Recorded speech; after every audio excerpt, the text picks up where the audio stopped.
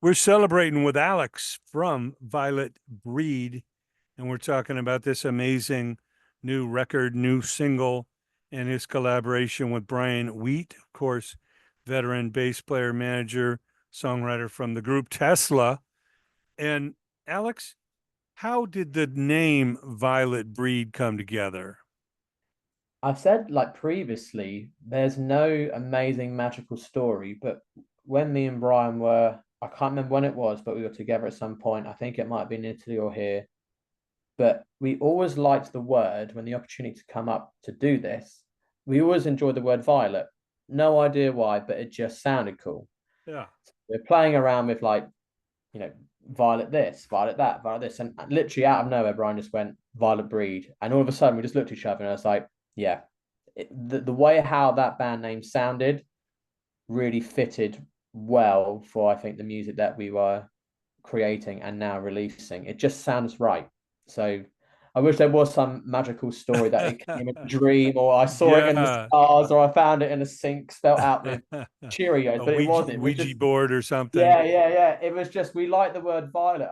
I think at one point we were like thinking about Parma Violets, but that somebody already had that as a band name. So I was like, oh no, like I was really attached to that. And all of a sudden it's like Violet Breed. I was like, oh wow, yeah, that's great. It's kind of dark, it's grungy, it's rocky at the same time. It's really cool.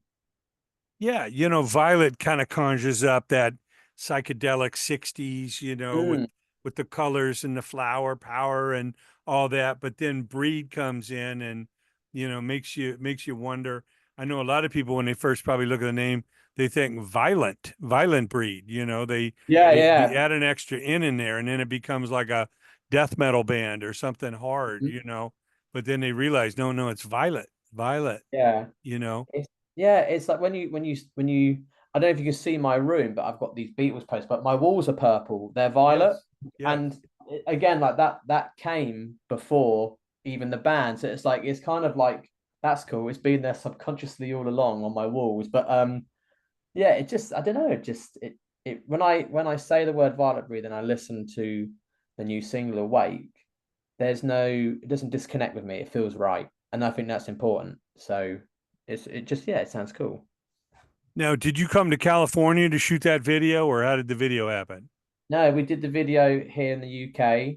So she ran the corner from my house. There is a small warehouse, and it's also a recording and writing studio. Really small, nothing high tech. But my friend is the manager of it, and he does a really good job. He does all the lighting and rigging for quite a lot of bands on tour in the UK. So I was like, hey, I've got this new band. The guy from Tesla's coming over.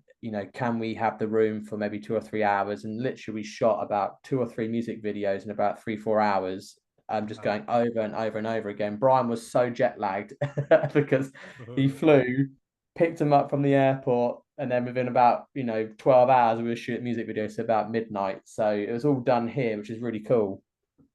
Oh, that's awesome. Yeah, I couldn't tell. It was either here or there. Yeah, no, it's here and then the way how the video Brian and his crew, whoever done it, edited it, because obviously Dave Rude, obviously the other guitarist of Tesla, phenomenal guitarist and also a wonderful man. Yeah. He played guitars on the. I'm not. It's not a record. I think we're just treating it as like singles. So there's like 5 or 6 tracks, and Dave's played in all of them. And Brian's like, well, I filmed Dave at our residency, is it the Las Vegas residency show? I think at the House of Yeah, Blues. that's So correct. Brian filmed Dave and then got someone else to film him and Brian on the Tesla stage and then kind of chop, put my footage from the UK, the footage from America, and then we have a music video. And it looks like we're all together in some ways, but it came out really well. And like I said, I've done all my filming here already. So if for other future releases, I'm kind of done. Do you know what I mean? Like I'm not going to shave my hair anytime soon or Yeah. anything like that. So like the continuity's there. So it was really cool. But I did feel sorry for Brian with the whole jet lag. I think it was about an 8 hour time difference. So like we were shooting late into the early hours of the morning, like constantly going. We had coffee, we had like pizza coming in just to kind of keep morale up shooting. But like I said, the video looks great and it's come out really well. Yeah, no, it's a good look. Now I got to go back and look at it with that thought in mind that Yeah, it's now I've told you, you actually Yeah, Dave is here and you guys are there, and yeah, somehow it looks like you're all on that stage together. yeah. It's done really well. So was it Brian's idea that said, "Hey, don't worry about an album. That's kind of outdated." Because I know Tesla is looking at their career that way right now. They release singles, and maybe if they have enough singles and it makes sense, Yeah, someday we might put out an album. But unless a song is getting traction, what are we worried about putting 10 or 12 songs out at once? yeah. For me, like we wrote songs, and I think the way how, like I said, I'm no guru in the music industry by any stretch, but being a fan of music, the way how music is now, and the way how I think the attention of people is nobody's really interested in listening to LPs or long play albums unless you're people like myself or even you and Brian, where we love collecting records. We love to sit down, listen to the whole A side and the whole B side, and that's great. But I think now you need to release like within a like 6 to 8 week window, single, single, single, single, and for some reason that keeps people's attention more. I don't know why, but I think that's the way how music's kind of going. It's like music's in circles, isn't it? Because like in the 60s, it was short pop tracks like the Beatles, and then all of a sudden in the 70s, you get prog rock and these incredible albums by Led Zeppelin of like 6, 7 minute masterpieces. So I think we've gone back to like the singles again. So that's kind of, I think, how we're formulating our plans. So we've done a single, we'll do a campaign. And then, on a hard drive sat in my bedroom now, we've got 6 or 7 other songs and videos to pick from ready to go. That's great. Yeah, I think the way it usually works is you fall in love with a song and then Mm-hmm. you want to know who that is. And if there's another song by that artist that you love, then you Listen to that really want one. to know about the artist more. Yeah. But until then, it's a song that draws people in as opposed to just some musician wailing away or, I Yeah. mean, occasionally, unless you're a jam band or something, it's really about the song that hooks you. Well, that's incredible. How many times have you been to California? I've been to California once or twice. I went on vacation with my parents, and I've been on vacation for like a week to hang out with Brian as well. But this is years ago. But I went to San Francisco, and that was amazing. There's just some went record shopping. Is it Amoeba Music? Yeah, Amoeba. Yeah, yeah, that You was have a really store here cool. in Hollywood and in Berkeley and San Francisco. Yeah, that's when I was really starting And to there's a get chain called into. Rasputin's and different stores up there, independent stores. Yeah, see that whole vibe when I went, that's how I fell in love with collecting records. So I was taking back, suitcases and squeezing all these records that I was discovering out there, like bands like Brian was giving me loads of stuff like, oh God, like the Guess Who, Bread, Yeah. the Babies, the Tubes, and obviously Tesla records on top of that as well. Uh, But what's really cool now in the UK, um, around the south, especially where I am. Obviously, in London, they've always had record stores, but there's loads of independent record stores now opening. is that And right? yeah, and there's this amazing store about 45 minutes from my house. And I'm not joking, I've gone in there and I've bought 3 Tesla records, original mint condition, um, of their albums. I've got Psychotic Supper, The Great Radio Controversy, and I've got a single of Love Song, which is really cool. I'm like, Brian, I've bought your records in England, like in the shop. It's really cool. Yeah, no, it's growing up, falling in love with music, the record shops, especially in places like England and Europe, were so important because, like you say, it was kind of government controlled radio. You couldn't Hmm. hear maybe everything you wanted to hear, and maybe you're too young to start going to the clubs and the concerts. So, the record shops provided such a important, place, especially the guy behind the counter. He became this Yeah, expert because he's around music all day and gets the new releases and get pitched by the yeah. labels on what's hot and what's new and what's breaking. It's so funny you say that because I've discovered another store again, the same sort of distance from my house, and he has this wonderful Beatles collection for sale, and there was a Sergeant Pepper there, and it was about, maybe about $800, which is about £800 Yep. here. And I was like, why is that one valued like that? He said, there's only that is one of 100. the reason why it's that price is because when you open the record up, the shade of yellow they used on this specific Sergeant Pepper was the wrong shade. So after this 100 were pressed, they changed the shade of yellow on this on all the future Sergeant Pepper copies, Okay. and it's stuff like that. And then him telling me these amazing facts that I don't know, and like I'm like, oh my god, like, so what singles have you got in your 45s and stuff? And he points me into it's amazing. Like the guy behind the counter is so influential in how you discover new music. And that was my first experience of having that from someone. It was really, really cool. It was like, I felt like what my parents felt like when they were getting into music. Yeah. It was No, it's awesome. it's so important. It's like discovery, from Hmm.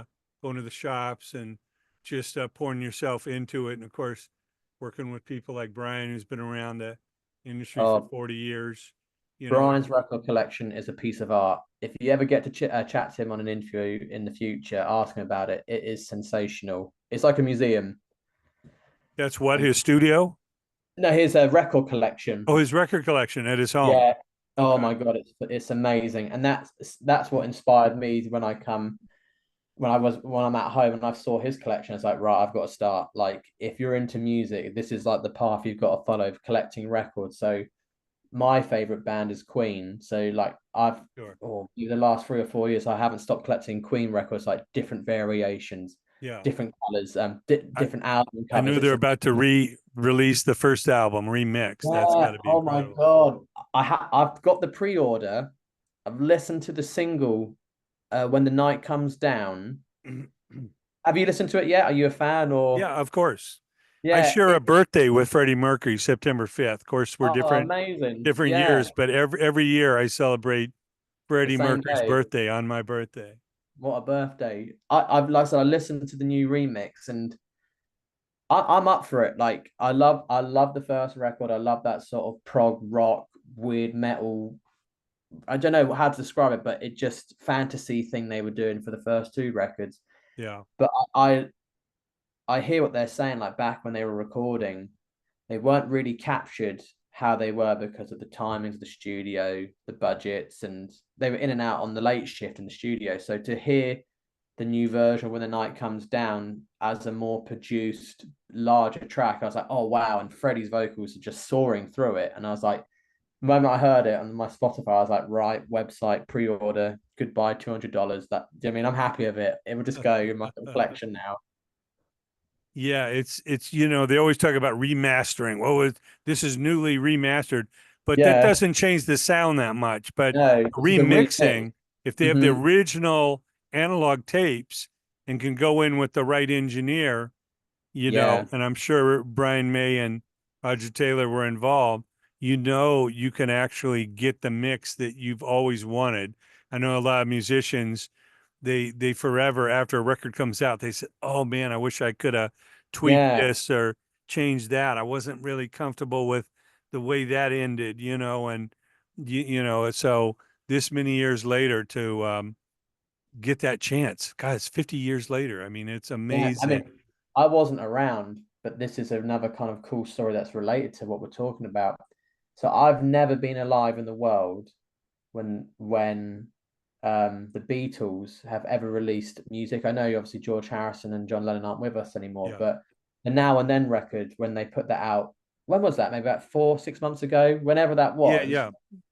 I so I have a full-time job and then I gig 3 times a week. But when I was doing my full-time job, they when now and then I was coming out on a special edition vinyl.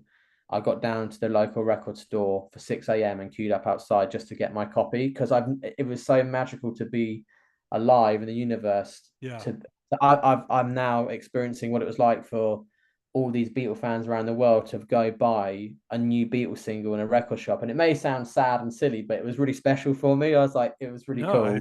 it's the next best thing to be in there. I got all that stuff in real time. Like I say, I saw him on Yeah. Ed Sullivan when I was 5, and a month later my father said we're moving to England. So I was not only hooked on the band and the music, Mhm.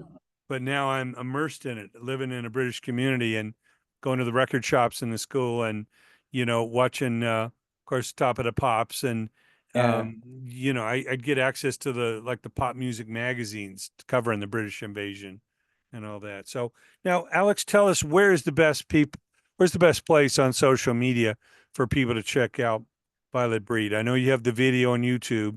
Yeah. Is there an Instagram, a Facebook? Where can they go? So basically, we're pretty much on every social going. The main two, I'd say, are Facebook and our Instagram, which are both Violet Breed Music. And once you go onto that, it then has links for all the other social medias like Twitter or X, whatever it's called now, TikTok, and we have a link tree that basically takes you to all the streaming services like Spotify. In America, they're a bit different, but here it's Spotify and Apple. But there's this new one which I've never heard of, Pandora, Deezer, and Amazon Music. So on Facebook and Instagram, you can find all the links in our bios, and it'll take you straight to the streaming platforms to listen to the new single.